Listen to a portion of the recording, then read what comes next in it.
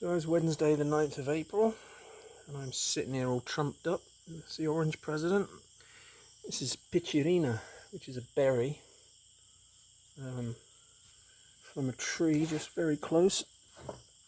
And the berries look like this.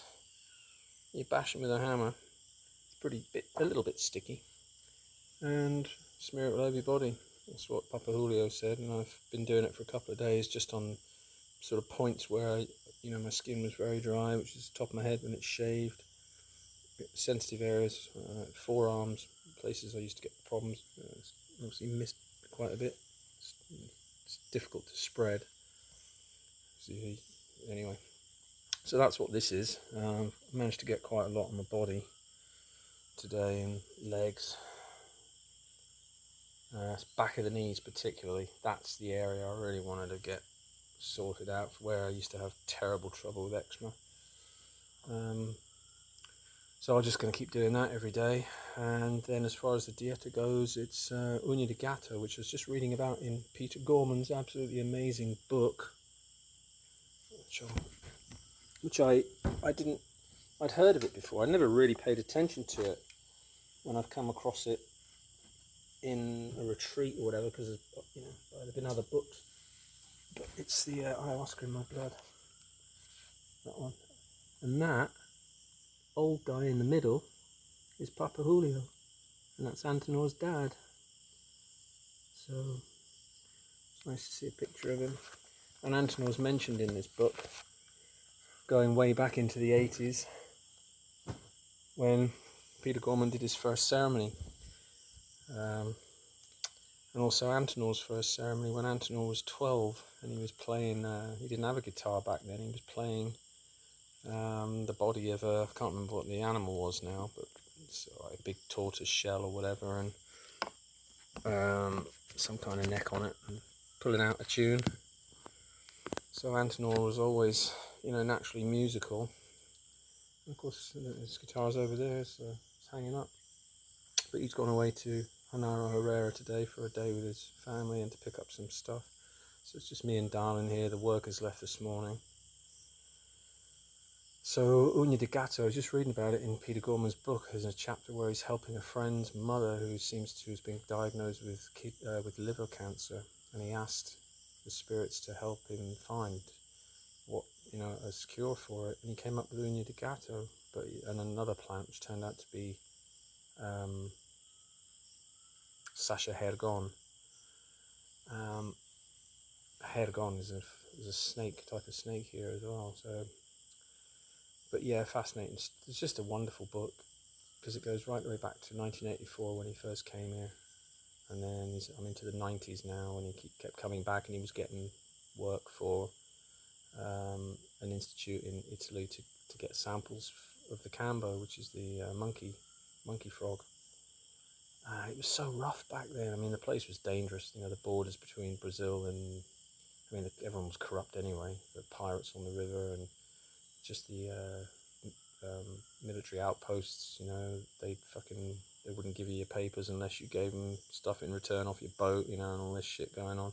But the Matsis tribes were still running around, and they hadn't been tamed by the Peruvian government back then. So you were taking your life in your hands when you were doing the treks that he was doing in this area and much further afield. Ripper.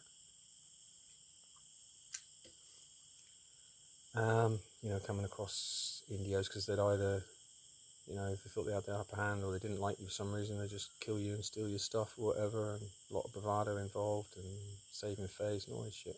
But fascinating book. Because again, he was a special person. I was talking to Maestro Antonor this morning about it. Right from his first ayahuasca ceremony, he was traveling with the spirits of animals. And Maestro's told me he's never even done that. Not just being able to, when we do that astral travel thing, it's your sort of will and your own spirit, but you need all the protection against the bruja attacks. But when you're traveling with the animal, they just take you, and of course you've got the protection of that animal. So he travelled all over, visiting apartments back in America, and seeing his girlfriend at night and things like that. just traveling with the anaconda through the rivers or the eagle in the skies and stuff. So he was obviously gifted in some way, and this is some of the conclusions you'll come to. Certain people just have certain gifts and others don't, or in certain ways. It's just the way it is. And, you've either got gifts or you haven't. So he seemed to be always destined to be a healer, and of course he became a shaman. And he worked a lot with Antenor's father, Papa Julio. And I don't know if I mentioned it in the last video, I think I did.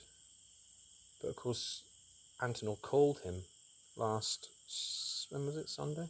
Wednesday today, so was it Sunday night? No, Saturday. It was Saturday's ceremony, 101, and which I've spoken about already, so I think I mentioned it. But now I'm reading his book. I said to Maestro this morning, I said, next ceremony, Maestro, I'd like to meet Peter Gorman. Actually, when you call him, because the other night he was called, but it was just Antenor and Peter Gorman having a chat. So I'm going to ask specifically just to say hello and introduce myself.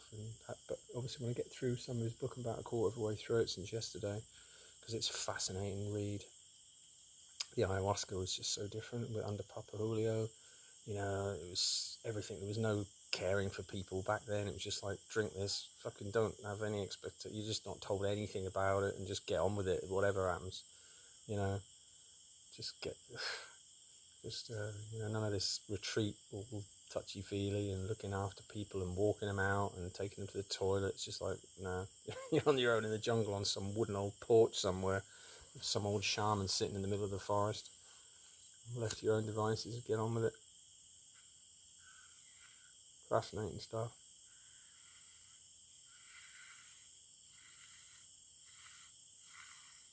It's a really easy read as well, and captivating, so I'd really recommend it. I've only read a couple of chapters so far, but it's brilliant.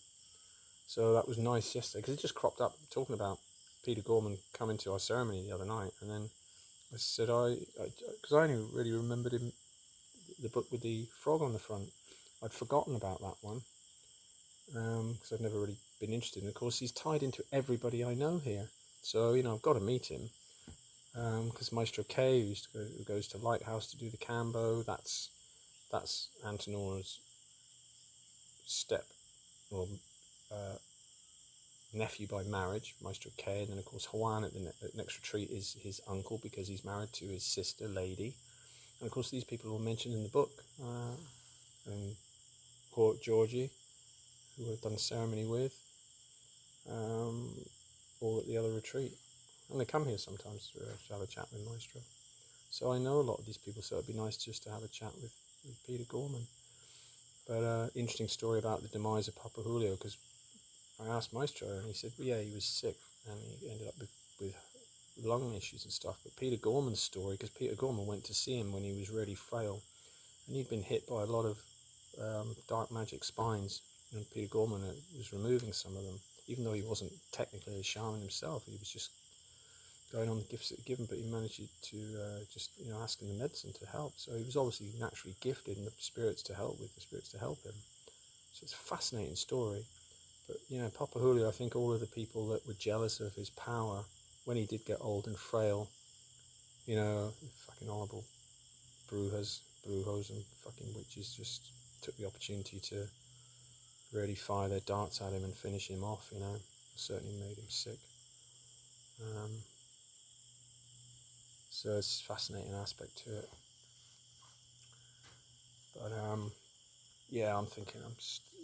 still thinking that I'm done now. I've done enough. I'm thinking about even leaving. It depends on the date, because it's the 9th today, and Maestro's got work, I think, only for 3 days next week. I might just save him the trouble and the effort of looking after me. They can just carry on doing the work here. I might just leave on Monday, which is 5 days instead of doing another week. But then thinking, for the sake of another week, you might as well do another dieta and get the healing benefit. But I'm getting really itchy feet to just move on now and just get on with my own life, which is what the culmination of ceremony 101 was. Sorry, 102. No, 101. That was it. Well, yeah, it must have been last Saturday, 101, because I didn't want to. Yeah, I didn't record it because that was with Hyro was here, and I didn't. I just was in that mood. I didn't even bother recording it. Just wasn't going to do any more. But for the last part of my time, I might as well log up, do a couple of videos, kill some time. Nothing else to do apart from read the book, and of course, clean with bad energy. So there's nothing really much else to say. I'm just sort of kind of, I'm swimming every day, which is great, because I can swim out 25 metres to the trail. I mentioned that already. But it's been a long journey, 4 years, and I'm starting to feel it. Sometimes I'm tired today, because I didn't get much sleep last night. We had the last the workers here, plus the two brothers, plus Antonor, and they were all taking turns snoring. Every time I woke up, they were snoring. It was difficult to get back to sleep, so I was a bit tired today. I got up with them this morning at 7 or whatever, just so that when it's dark, it's time to go to bed, just get to sleep. Because I couldn't sleep in my bed in the jungle yesterday because there was fucking termites all over it. So we just, luckily, all of the whole crew from the previous day, all the families, 2 families had gone. So it was alright just to move back here and have some peace. Oh, yesterday was so peaceful, just me and Maestro.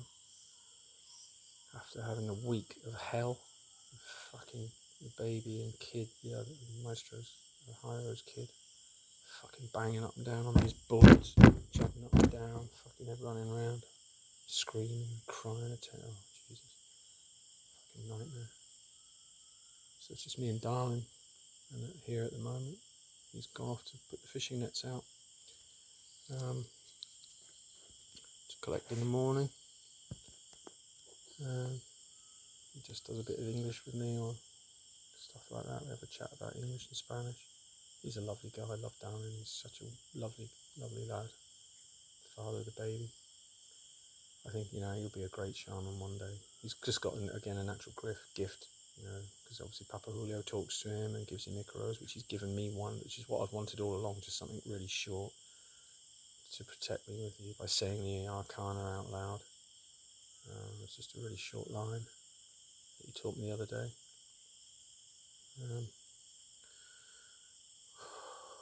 And then I just want to spend as little time as possible in Iquitos once I get back. Book a flight immediately. I just thought, just get out, get away from Peru. And I won't be able to come back in, at least until, and there's no reason. Don't want to come back now. I'm done.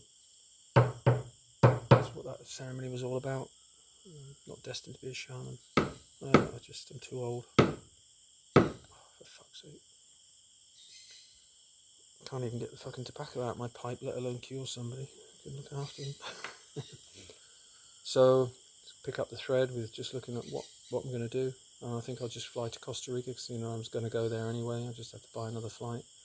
Book that immediately, first day I get back. Put my other phone in for repair that's not charging for some reason. Presumably the regulator's fucked on it. Maybe it got wet or something. Put that in. That'll take a couple of few hours to fix. Go and see Ida. Ask if I can, just say hello. And book the flight for, say, depending on what's available, say 3 or 4 days in Iquitos, because it's first evening, it's a whole day to get back there. Then the next day, do washing and shit. Start packing my stuff.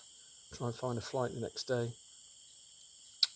And then get to Costa Rica and then pick up the thread. Hopefully in a nice environment, some nice beach maybe, and just start applying for jobs and get my CV all sorted out and whatever else is necessary to try and pick up the thread of TEFL or other stuff that might be involved, and just see what happens. All I can do is